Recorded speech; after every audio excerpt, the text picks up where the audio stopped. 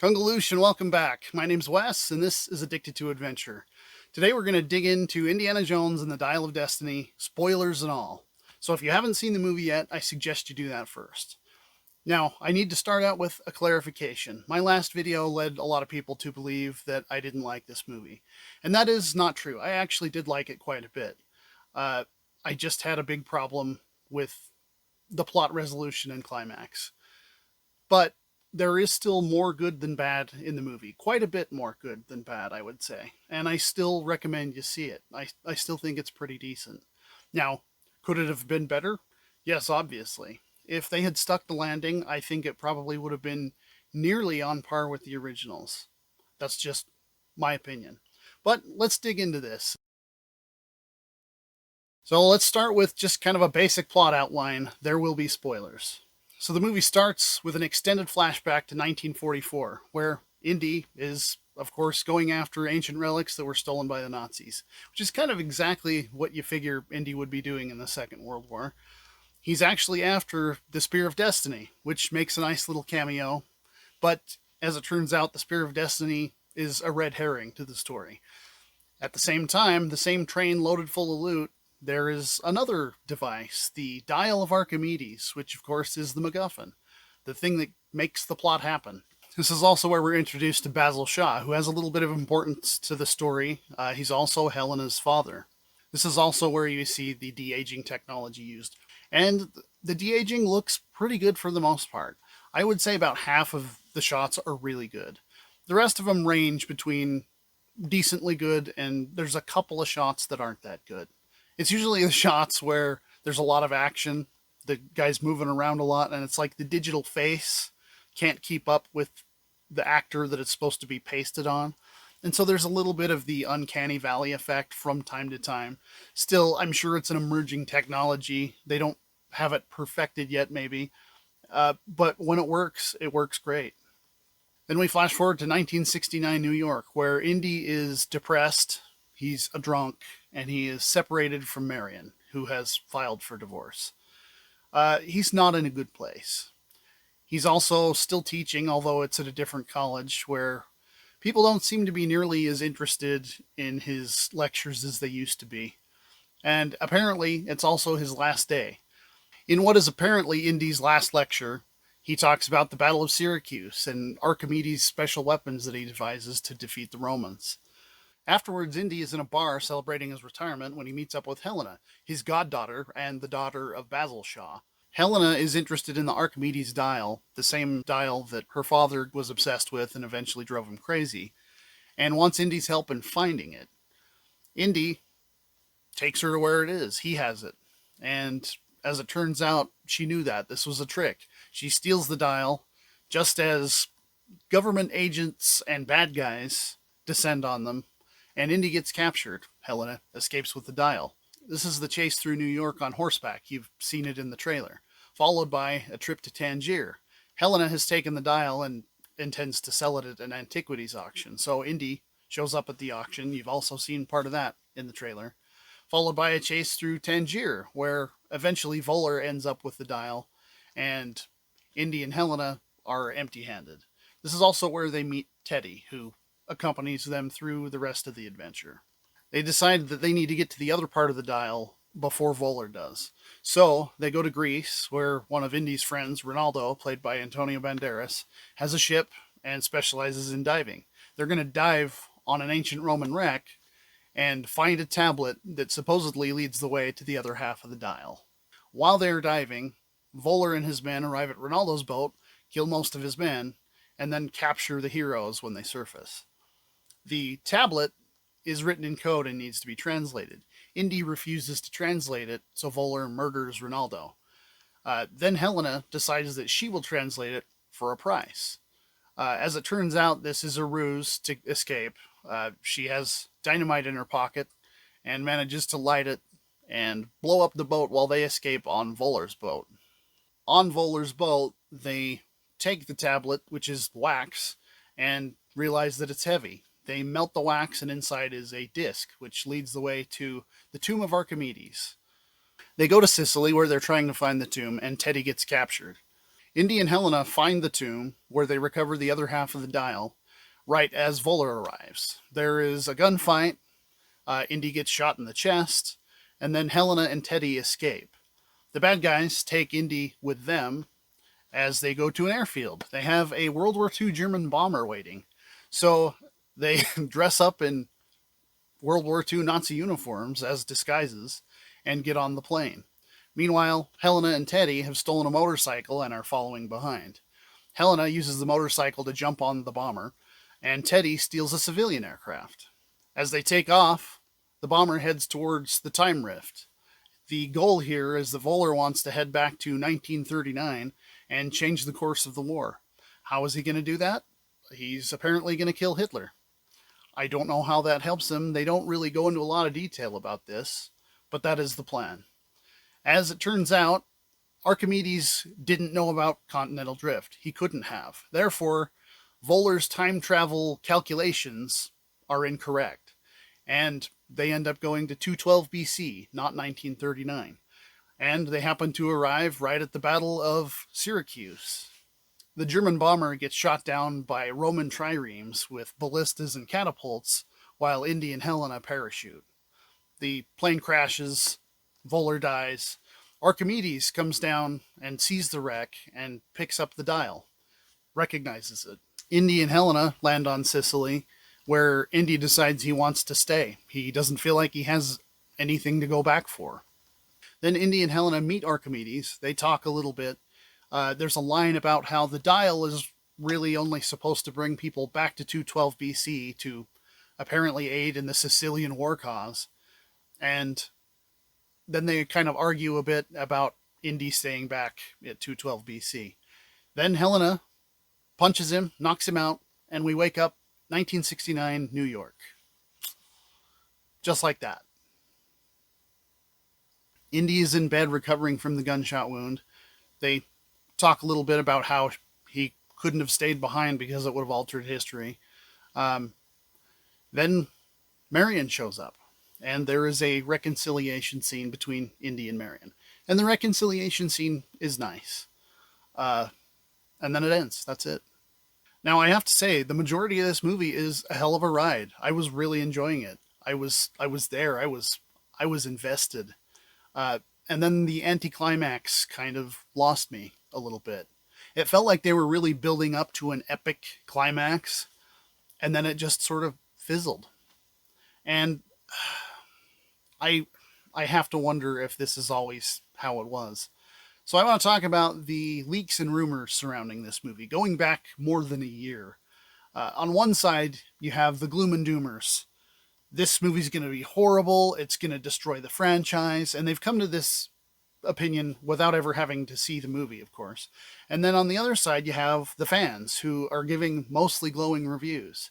Now, I myself am a fan. I'm a huge Indiana Jones fan.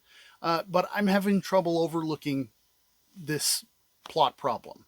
Now, the interesting thing here is that both sides are claiming victory over the rumor thing.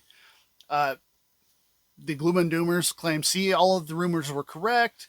The fans, all the rumors were false. I hate to say it, but they're both wrong.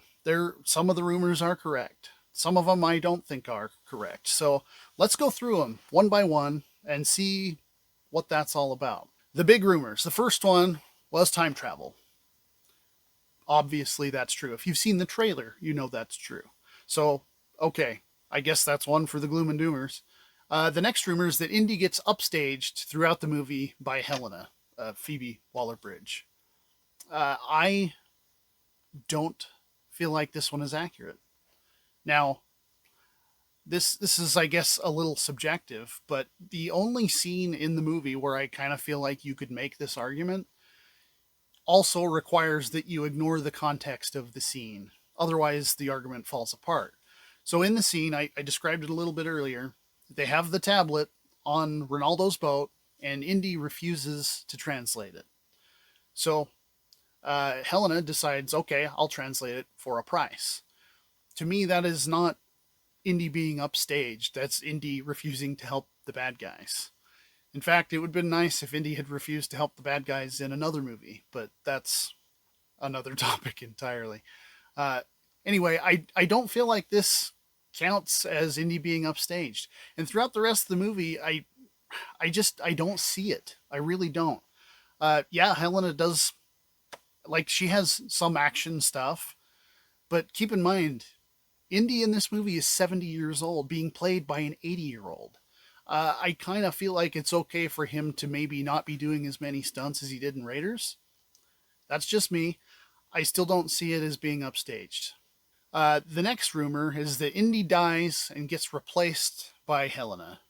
Now, this is obviously not the case now, uh, but one of the other rumors kind of feeds into this a little bit because the next big rumor is that the ending was reshot. Now, reshoots are not uncommon for movies. They're actually pretty dang standard. In fact, Indiana Jones and the Last Crusade would not have a motorcycle chase if not for reshoots. Uh, Last Crusade actually had kind of a messy production, so there was a lot of that kind of thing going on there. Still a great movie. So reshoots in and of themselves are proof of nothing. However, knowing what I know about the ending, I do honestly wonder if there weren't some reshoots that reworked the finale. I can't say for sure. Honestly, there are very few people that could confirm this, and they're not talking. But as far as Indy dying and being replaced, the pieces are kind of in place for that, even though that is not what happens in the final version of the movie. So, honestly, I don't know how to rank those last two rumors.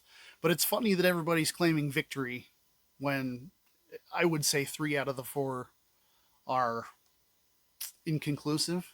One is at least subjective. Now, my biggest issue, well, my only issue really with this movie is the lack of a climax That's what she said. No. and lack of plot resolution. The plane crashes, Indy and Helena parachute down. The plot basically just ends.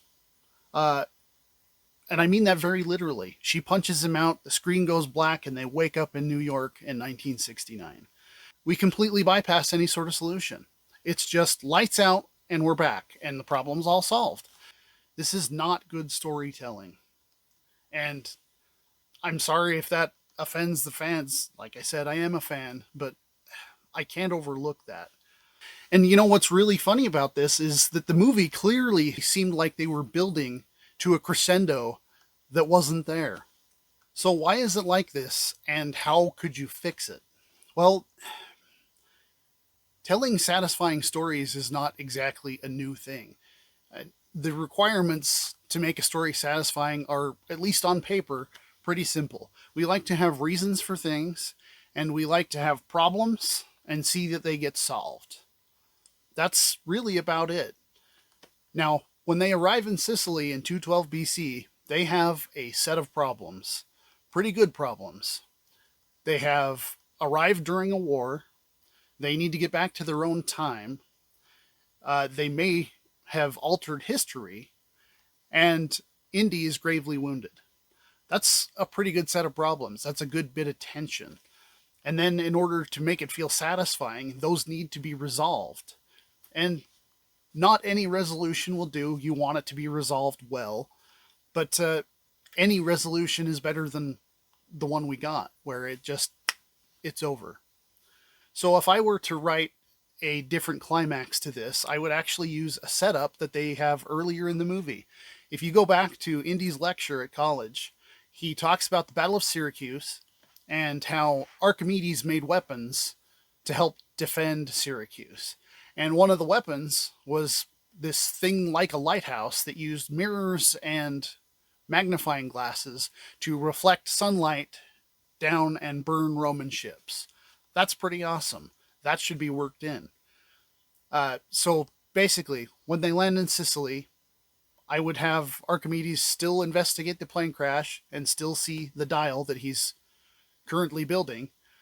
And then I would have him meet Indy and Helena and say, I thought something like this might happen. We need to get you back. And then, of course, they would go with him. Now, in order to make this tense and exciting, we're in the middle of a war. maybe the war's going badly. So Archimedes needs help to finish his lighthouse of doom. So they help him finish it, they help him use it, they help carve a path through the bad guys to the civilian aircraft that Teddy stole, which is their escape route. And then they can escape back to their own time. I feel like that would be considerably better than what we got. I understand some people are asking why I'm so bothered by this. Imagine watching Raiders of the Lost Ark, and as they're tied up and the Nazis are about to open the Ark, Indy turns to Marion and says, Marion, keep your eyes shut. They shut their eyes, the screen goes dark, and then suddenly the screen lights up. We're in Washington, D.C. Top men. Because that's essentially the ending to this movie. And to continue the analogy, you would still have the little scene between Indy and Marion on the steps as our little character moment between the two. That is essentially how Dial of Destiny ends. The other problem with just knocking Indy out is that it doesn't really solve his core problem. He has lost his reason to go on. And knocking him out and forcing him to go back doesn't solve that. There needs to be some kind of pep talk for Indy, kind of along the lines of the Last Crusade, you lost today, kid talk. Everybody loses sometimes. You don't have to like it, but you'll never win if you give up. I would think it would be more impactful if Indy finds a reason to keep going, if he decides to return, rather than just being forced to and removing any sort of agency from his character. Now, I do think that having Indy be depressed is a worthwhile thing to explore. I think there's good story opportunities to be told when someone loses their faith or loses their purpose or loses their reason for living. I just, as with most things, it just needs to be done properly. So I don't want to just complain about this. I have an issue with part of the movie, but I want to emphasize that at least 90% of the movie is good. Maybe even more than that. Yes, it fumbles towards the end, but I honestly feel like there's enough good here that it's still worth seeing. So I want to take a minute and focus on what is really good about this. First off, Harrison Ford. He's great in this, as you would expect. He clearly likes this role, and that shows. Second, Phoebe Waller-Bridge as Helena. I have never seen Phoebe Waller-Bridge in anything. This is my first time seeing her ever. And I liked her. I think she played her role well, and I honestly don't understand the hate for her character. She was made out to be this boss bitch that just upstages Indy, and I honestly don't see that. So props to her. I think she did well. It's great seeing Sala again, and John Rhys Davies is an amazing guy. Also, Mads Mikkelsen. I have never seen him in anything and been less than impressed. And this is no exception. He plays his role so well, and he's such a good bad guy. And John Williams, the maestro himself. I don't know if John Williams has ever written a note of bad music, and it shows in this. The soundtrack is outstanding. It's really fun. He's taken some of the motifs and themes from the older movies and kind of rolled them into this one, but it's not like copied and pasted. It's not lazy. It's worked in artfully, and it's really kind of cool to be watching the movie. And you'll hear the music and be like, this is from the tank chase in Last Crusade, or this is from when Indy escapes in the biplane at the start of Raiders of the Lost Ark. It's just a really cool little thing that helps call back fond memories. I really like that. Now, it is really nice that we get to see a scene where Indy and Marion reconcile. And so it gives us a little bit of character resolution. I just really wish we had the plot resolution to go with it. I'm not knocking anybody that likes this movie as is. I just feel like it could be better. I I am bugged, especially when I see potential unrealized. Now, to put this in perspective, I want to compare this to some other recent adventure movies because I still think this comes out better than most of them. So we had Jungle Cruise, which I gave a C plus, I think, and this is better than that. This is quite a bit better than that. We had Uncharted, which I gave a B or B minus, and I feel like this is even a little better than that. The other big one is Lost City, which I would give probably a B plus, and I feel like this is maybe on par with that. It's kind of hard to make a perfect comparison because The Lost City never reaches the heights of Dial of Destiny, but it also doesn't fumble the ball. So overall, I would say, yeah, I would put this about on the same level as The Lost City. Now, The Lost City I haven't reviewed yet. I plan to, but I would say they're about on par, about B or B plus. Now, above all, I want to be fair. I feel like I want to give credit where it's due, but I also want to offer criticism where it's deserved. And this movie, I think, deserves both. Now, I do think it probably deserves more praise than criticism, but the problem with this movie, it's one thing, but it's a big thing. It's the whole Stephen King ending really rubs me wrong. So let me know in the comments if you think I'm being unfair. I promise I will take it in stride. That's all I have for this time. But until next time, fortune and glory, my friends.